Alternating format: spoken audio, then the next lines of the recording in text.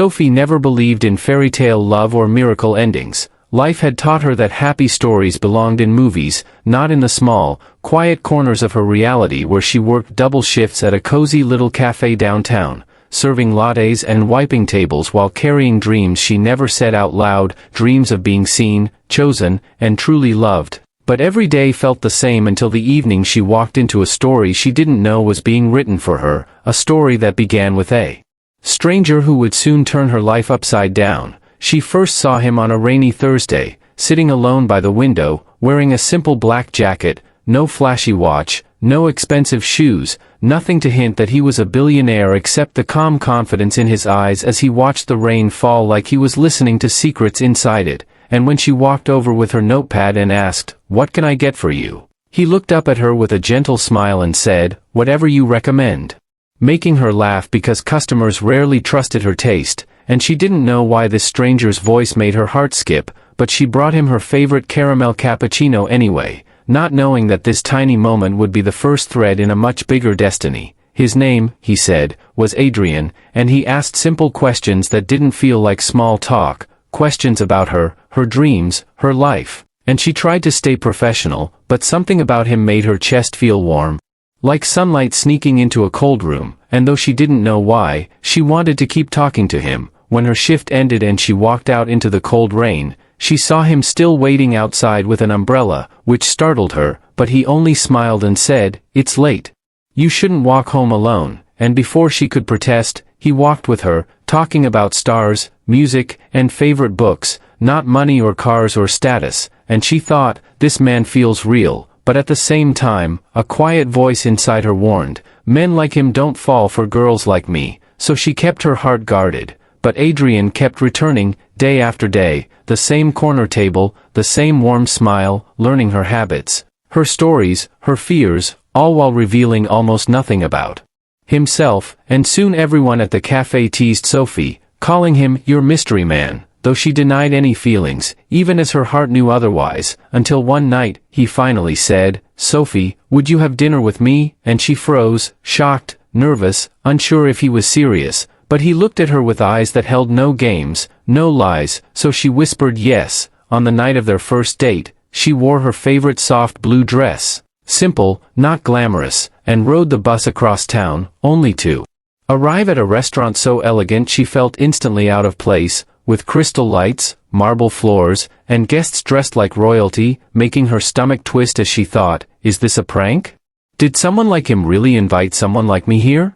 And panic hit her as whispers rose around the room, people staring, judging, and she almost turned to run when Adrian appeared behind her, gently placing a hand on her shoulder and saying, "You look perfect," before guiding her inside like she belonged there. But even as he smiled, even as he pulled her chair and told her she mattered, she couldn't silence the fear that she was being played, that any moment someone would laugh and reveal cameras, expose her as a joke, break her heart for fun. Because life had never given her magic, only lessons, loneliness, and survival. But Adrian spoke to her that night like she was priceless, like nothing and no one in the room existed but her, and she wanted to believe it, even though her trembling hands under the table betrayed her doubts.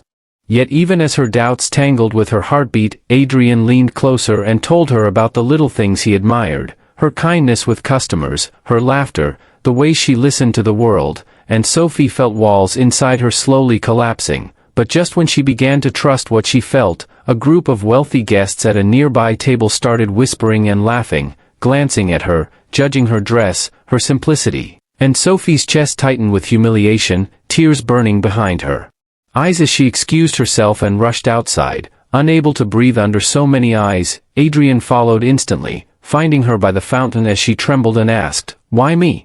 Why bring me here? Do you want me to feel small?" And he stepped closer, cupping her face gently as he said, "No, Sophie.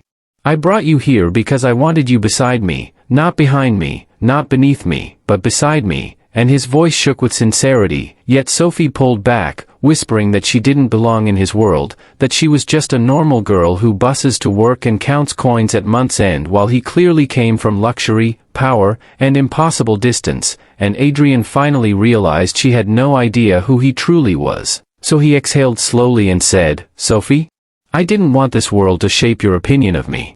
Yes, I own companies. Yes, people know my name. But I don't want a woman who loves my money. I want someone who sees me.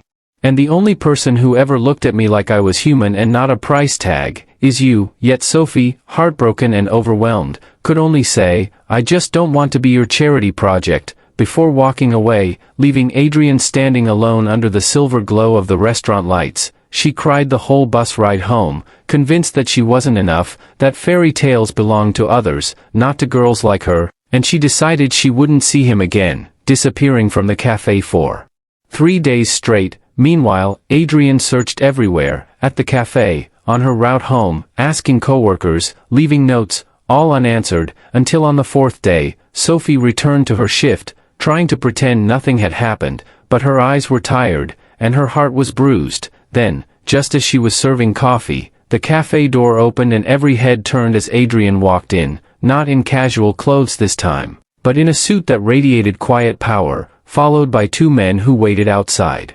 While he approached Sophie with purpose, stopping right in front of her as the cafe fell into utter silence, and before she could even whisper his name, Adrian slowly went down on one knee, right there on the cafe floor, holding out not just a ring, but a future, as he said, voice steady but filled with emotion, "Sophie, I don't want a date. I don't want a moment. I want a lifetime. I have everything money can buy, but none of it matters if I can't share it with someone real. Someone kind. Someone like you. Will you marry me?" And Sophie gasped as customers stared, phones recording, hearts melting, the world spinning around her. Tears rolled down her cheeks as she realized this wasn't a prank, wasn't a test, wasn't a fantasy. This man, this billionaire with every option in the world, chose her, not because she was rich, or glamorous, or powerful, but because her heart was pure, and love had finally found her. Sophie fell to her knees, crying into his arms, whispering yes over and over as the cafe erupted in applause, and Adrian held her like she was his entire universe, promising to protect her dreams, not replace them, to walk beside her, not ahead of her. And from that moment, Sophie's life changed, not into a fairy tale, but into a partnership built on real love, real respect, and real choices. And to everyone watching their story now, remember this: love doesn't require luxury, perfection, or status. It only requires honesty, kindness, and courage. If this beautiful story touched your heart, then please like, comment, and subscribe to our channel for more emotional, life-changing stories that remind us all that love still exists in this world.